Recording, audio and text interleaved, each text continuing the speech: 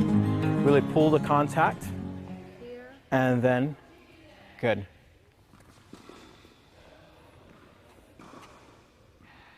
Good. And you're just going to feel a subtle difference, and now you're going to use your forearm to turn the racket during contact a little bit.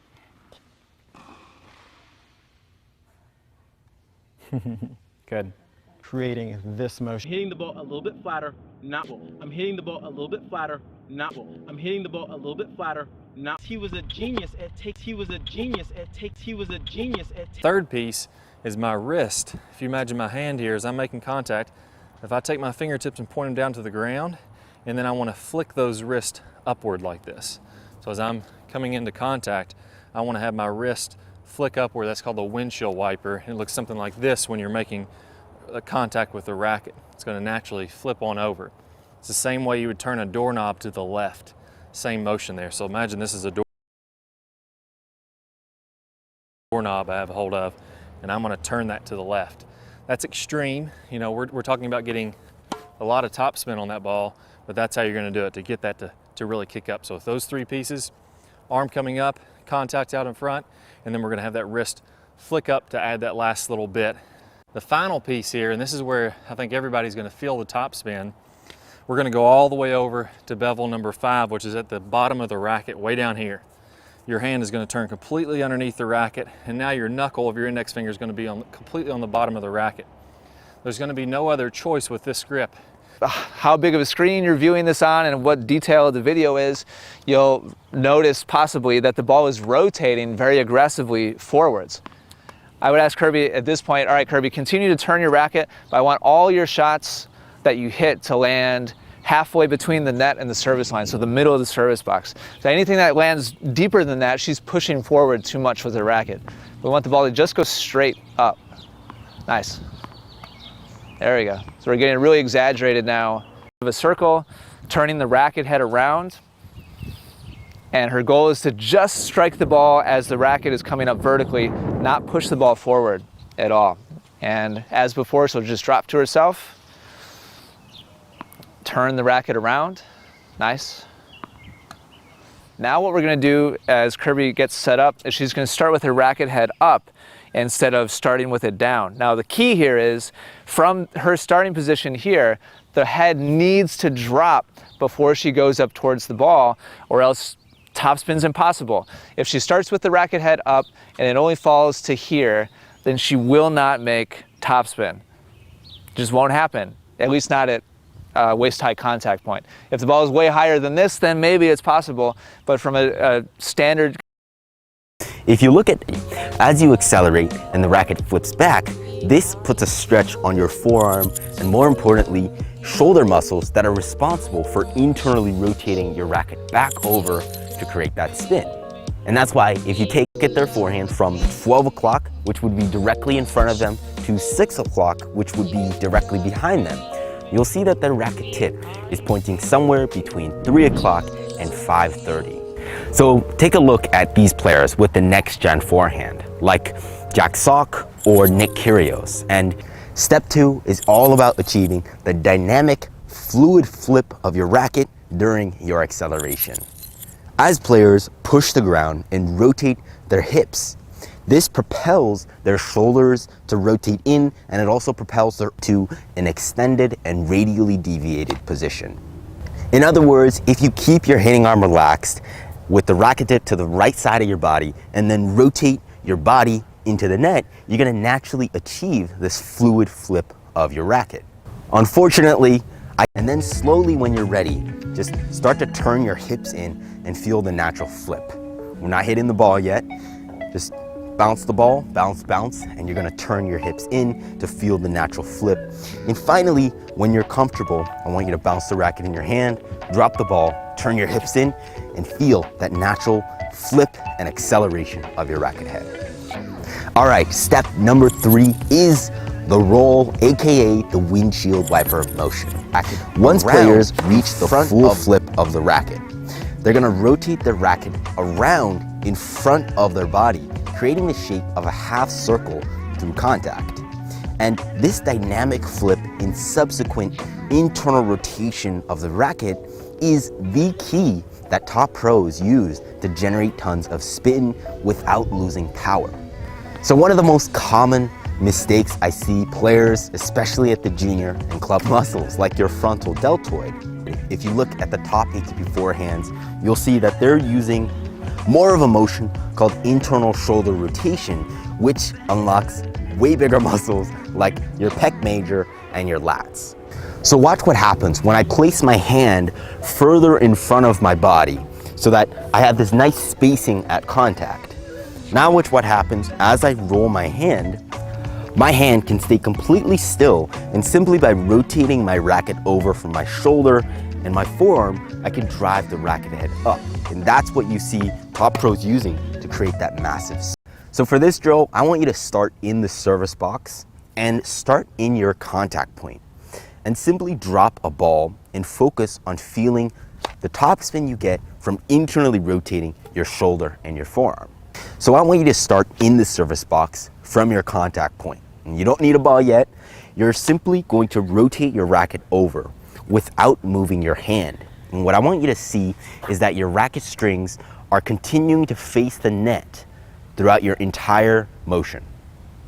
Now from here, now a great tool I recommend using here is the Topspin Pro, because it'll give you instant feedback as to how much spin you're able to produce and whether you're flexing your wrist forward too much as you hit. We made an entire tutorial on the Topspin Pro, and you can access that video right in the description below if you're interested. Now, when you're comfortable with this motion, you pull your hand across, and that's where you can feel the natural release of your wrist as you simultaneously rotate the racket over from your shoulder and your forearm. And lastly,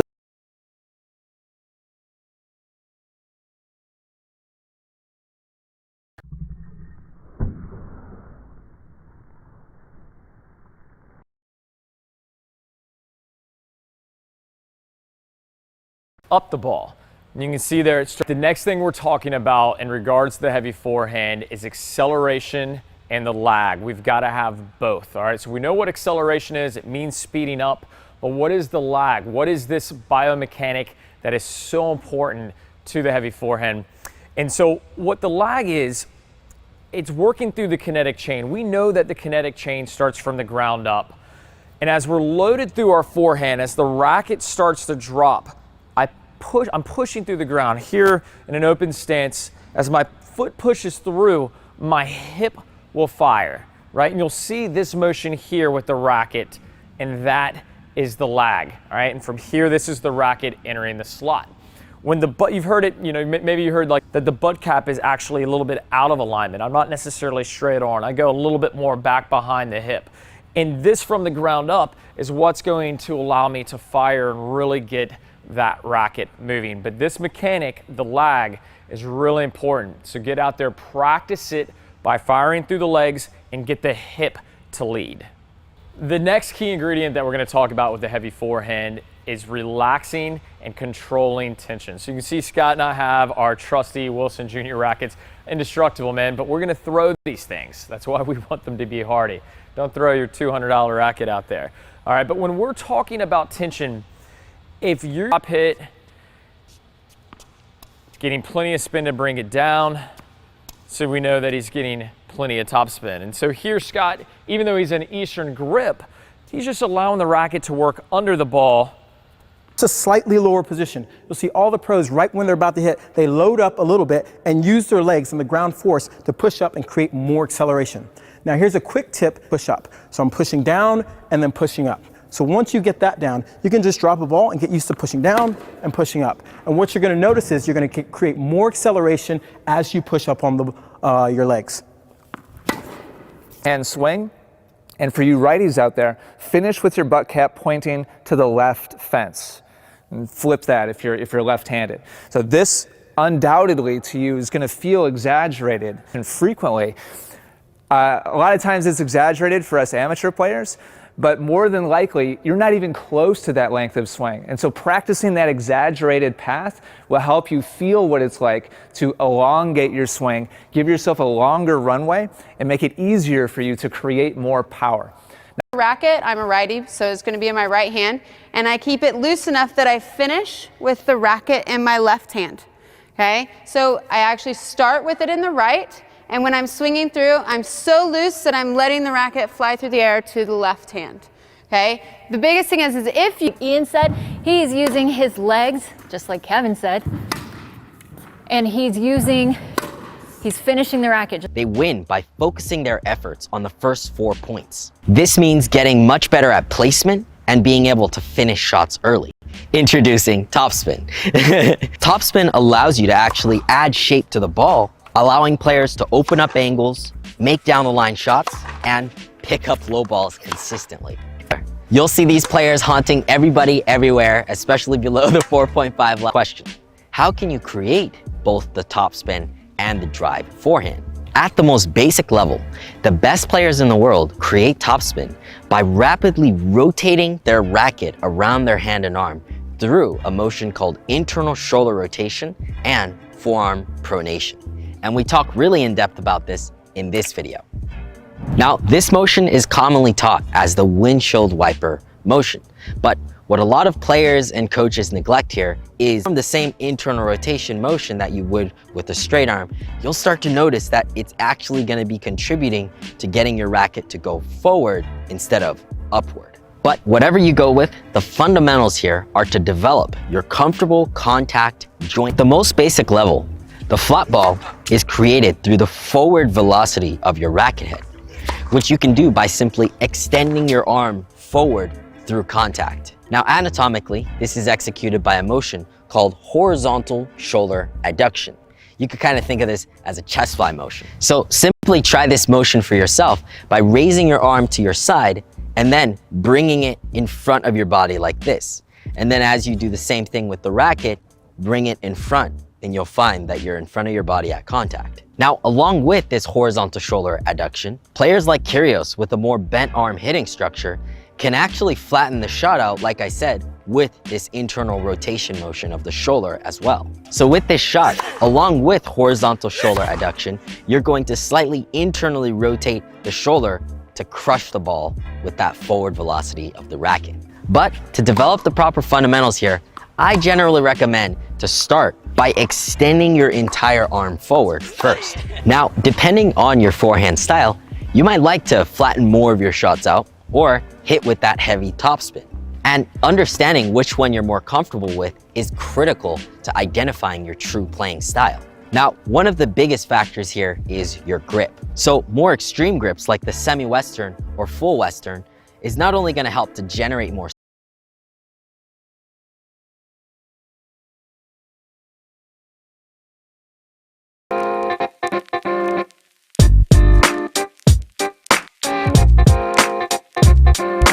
To start off, the wrist is a gliding joint which allow the bones to glide past one another in any direction. The four main motions in the wrist are flexion, extension, radial deviation, and ulnar deviation. Then, there are two main motions in the forearm, pronation and supination. If you guys want, I'll make a video in the future explaining the main body functions of each joint. Just let me know in the comments. I'll be using these terminologies throughout the video to explain the motions of the wrist and forearm. But I want to note that when you're on the court, you shouldn't focus on the wrist movements per se. Your focus should be on how to get the racket in the optimal position to perform a motion that achieves your desired effect on the ball.